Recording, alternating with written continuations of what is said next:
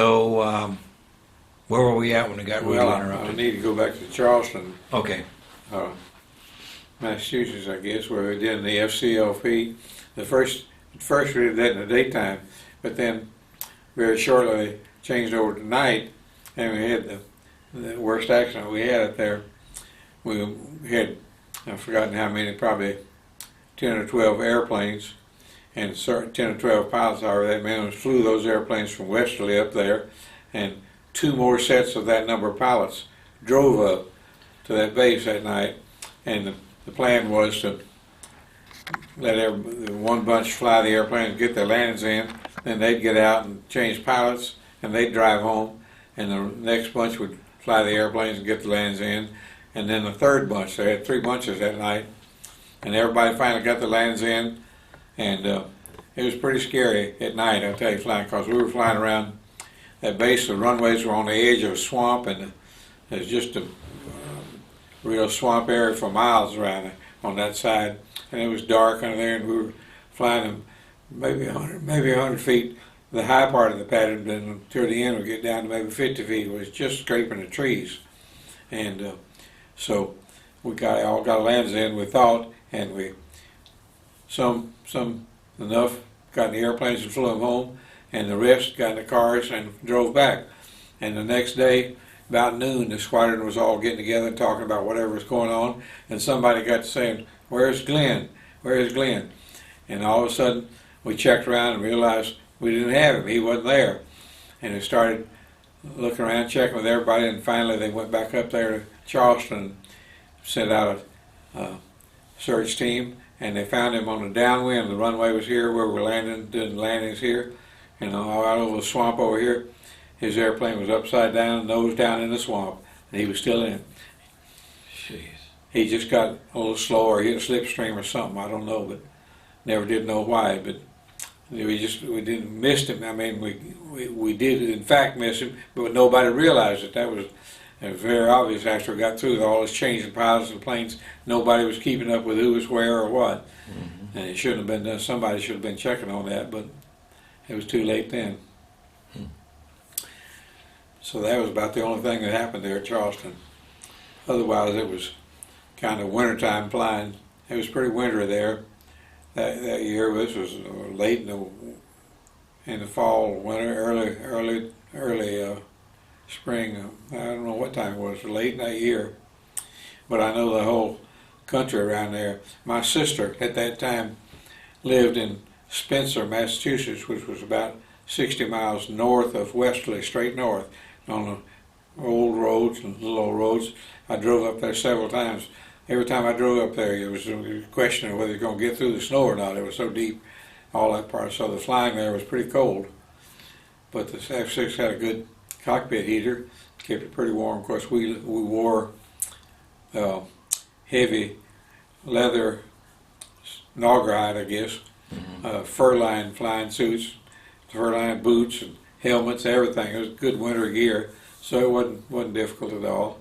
For the FCLP, where they have to do that whole thing with the cockpit open, can't make a carry approach with the cockpit closed. So it was a lot of cold air coming in. We had leather face masks that just let your nose stick out, your eyes, had goggles over that. Had to do what you could to stay warm because it was mighty cold doing 100 miles an hour with that cockpit open. Man, I bet. But that was really, I felt like I was really on top of the game up there. I had probably 200 or more hours at that time, and felt like I was pretty much in control of the airplane. So it was good times. I enjoyed the night work. I didn't realize I would when I volunteered for night fighters. I was doing an airplane thing again, like I told you about the F-4U, and I volunteered for the Marines, didn't get that. And I volunteered for night fighters because by then I didn't know this, they had the F-7F, the twin engine Grumman, and they had that, nobody else did, so I wanted to fly that. I see. Because I'd already heard it was the fastest thing in the air, and it was. So got the night fighters, but never did see one. They didn't have any of them out. They were just somewhere around, I don't know. And didn't get to fly them anyhow. But by then I began to like the night flying, and the instrument flying was pretty good. So it was pretty good times.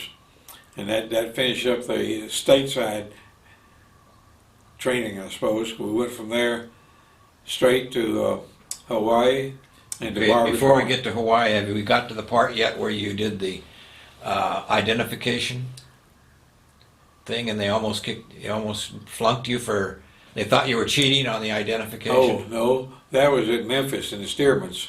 Oh, it was? Yeah, way back there. Tell about that.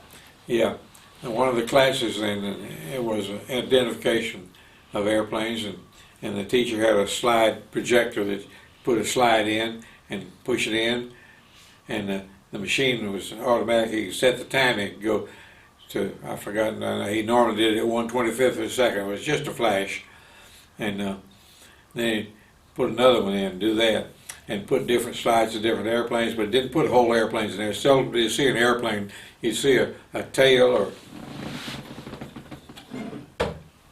or something, a shot of the shape of the tail like this, or from here, or a wingtip, or a cockpit, or maybe an engine, something like that. You wouldn't see the whole airplane. And that was true of all different airplanes they had, but just a little of it, you know. Mhm. And you had to learn. You didn't learn the airplane that well, but you learned those slides after you'd gone through the class for a month or two, whatever it was. And so it got to the end of having a test, and after the test was over, the instructor called me and the guy that turned out was sitting behind me and to one side. He called us up and said, stay after class. And I said, okay. So he took us, after class was gone, he took us to the commanding officer's to his office and said, and we were just standing there, and he said, these guys were cheating in the test. And I said, no, we weren't. And they said, well, I don't know.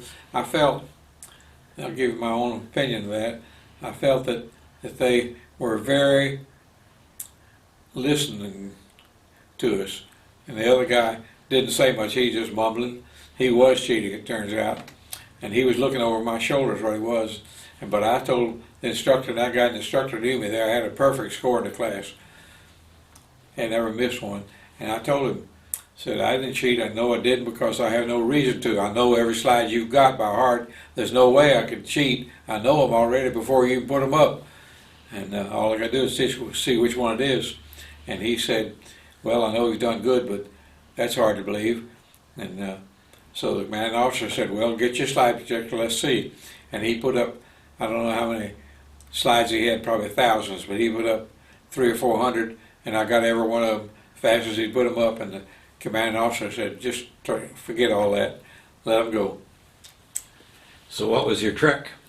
Sorry? I thought you had a trick. You looked at the rudder, didn't you? No, not particularly. I never said anything like that. Oh, I thought you No, it's just, all you see is, you see them with peripheral vision. You don't look right at the, you know where the picture's going to be on the screen. Mm-hmm. Like it's right there. You don't look right at it, you look over here and you see your peripheral vision. I don't know why that helps, but it lets you don't have to focus your peripheral vision, I guess. I don't know. You can see whatever it was. It'd be a wing with a strutter or something like that. But you had to look off to the side to see them a little bit. But I guess that was a different conversation where we were talking about the shapes of rudders, and you were telling me that probably on another subject, yeah. But those slides, there wasn't any way to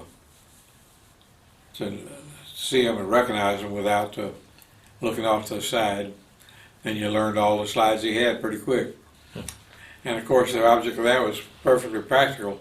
If you could see and recognize that airplane in that 25th, why, you could certainly get a glance from the airplane in the air somewhere you wouldn't have to see very much, just a particular corner or shape or something you know about that airplane, know what kind of airplane it is.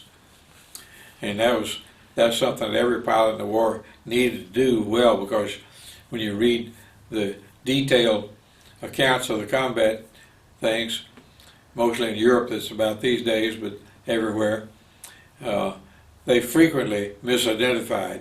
Of course, in Europe they had a problem of the 109 looking a lot like a Spitfire and that sort of thing. But if they'd had as much recognition as we did, they wouldn't have had that problem. Because I sure never misidentified an airplane and didn't hear of anybody else that did where I was flying. So it's just like so many things. And I was glad I was in the Navy, because the Navy training from end to end was just more thorough. I won't say it was better, it's just more thorough. It was better in some senses, but that wasn't the sense. It was just more of it, more better. I had, let's see, I'm trying to remember. I had nearly 680, I think, hours flying when I went into combat the first time. I know you read the stories a lot of times in Europe. Some of the German pilots that were toward the end of the war only had 3 or 4 hours. Wow. You know, and even during the Battle of Britain, they had the most experienced German pilots. A lot of them didn't have 100 hours. So we had a great advantage in all the training we got. Of course, one of the reasons right off was the fuel. We had plenty of fuel, and Germany didn't. Yeah. That's a big thing about who won the war and why. That's one of the reasons right there. Because we had the stuff and they didn't. They thought they did. The war lasted too long for them. But Okay. anyhow, that's the recognition story there.